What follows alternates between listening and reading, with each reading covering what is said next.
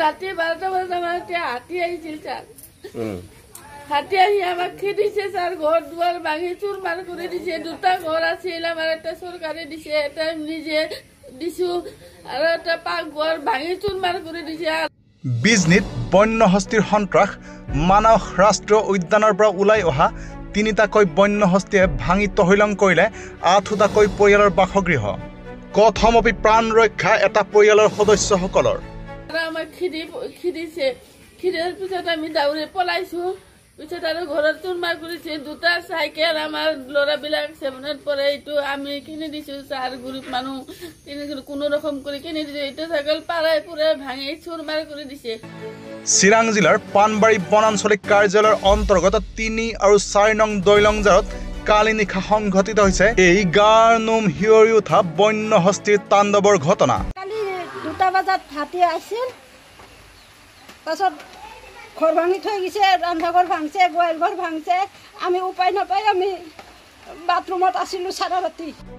মানস ৰাষ্ট্ৰীয় উদ্যানৰ পৰা খাদ্যৰ সন্ধানত ওলাই অহা তিনিটাকৈ বন্য হস্তীয়ে গাঁওখনত সন্ত্ৰাস চলাই শংকৰ সিংহ, কংকন সিংহ, গোপাল চৰকাৰ, বাদল দে, পৰিমল দে, সুনতি বৰ্মন, অনিল চৰকাৰ আৰু ৰাম প্ৰসাদ বৰ্মন নামৰ 8টা পৰিয়ালৰ ঘৰ ভাঙি তহিলং কৰে।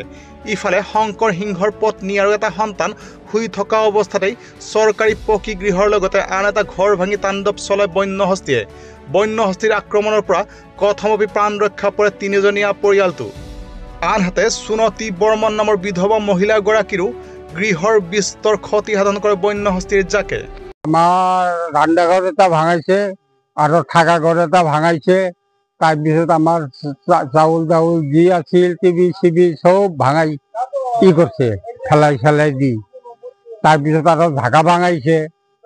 ৰাতি মোটামুটি 12:30 এটা বজাত আহিছে। আৰু এই বনৰীয়া হাতী আজি 6 মাহৰ পৰা ডেইলি আহি আছে আমাৰ গাঁৱত। আমাৰ ইয়াতে 8টা পৰিয়ালৰ ঘৰ ভাঙছে আজি। 12টা সময়ত এটা হাতী আহিছে, ঘৰ ভাঙিছে, বেৰাটো ভাঙি আছিল দেখা পাইছোঁ এটা। তাৰপিছত পিছত ফালে কি আৰু 2টাই আছিল নেকি, এইটো আমি দেখা পোৱা নাই। তাৰপিছত এইটো চোৰ মাৰ কৰি ভাঙি আছে, একদম ঘৰৰ ভিতৰৰ পৰা হৈ কৰি খেদি আছোঁ আৰু বেছি কৰি আৰু ভাঙায়। তাৰপিছত আমি উপায় নাপাই আমি ঘৰৰ পৰা ওলাই দৌৰাইছোঁ বেলেগৰ ঘৰত। পিছে আৰু খেদি লৈ গৈছে আমাক। ক'ত থাকিম, থকাৰ জেগাই নাই, ঘৰ 2টাই ভাঙি পেলাইছে। কি নাম আপোনাৰ? শংকৰ সিংহ। উপায়ন্তৰ হৈ ক্ষতিগ্ৰস্ত পৰিয়ালকেইটাই সংবাদ মাধ্যমৰ যোগেৰে কিছু আৰ্থিক সাহায্য বিচাৰি কাতৰ প্ৰাৰ্থনা জনাইছে চৰকাৰলৈ। আজি থাকিম ক'ত, আজি থাকাৰ আমাৰ উপায় নাই। চৰকাৰে যাতে এইটো আমাৰ 2 দিনৰ ভিতৰে সিদ্ধান্ত লৈ আমাৰ এটা কিবা কৰে স্যাৰ। আৰু হাতী অহা বন্ধ কৰিব লাগে। এটা যদি নৰে তেনেহ'লে ফৰেষ্টাৰ বন্ধ কৰি দিলে হ'ল, আৰু নহ'লে আমি চৰকাৰেন দিম। কিবা এটা হ'লে আমাক যাতে ক'ব নোৱাৰে। ইয়াতে বন বিভাগৰ লোক আহিছিল নে?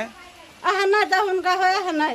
চৰকাৰক আমি এটা অনুৰোধ জনাম, চৰকাৰে আমাক কি বিহি ব্যৱস্থা লয় সেইটো আমি চৰকাৰৰ পৰা আমি আবেদন কৰিছোঁ। আৰু চৰকাৰে যদি কিবা ট্ৰিটমেণ্ট নলয় আমাক, তেনেহ'লে আমি কিবা এই চৰকাৰেন দিম।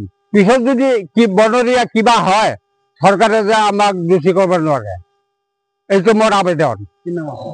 মোৰ নাম গোপাল চৰকাৰ। গতিকে বন বিভাগৰ পৰৱৰ্তী পদক্ষেপ কি হয় সেয়া নিশ্চয় লক্ষণীয় হ'ব।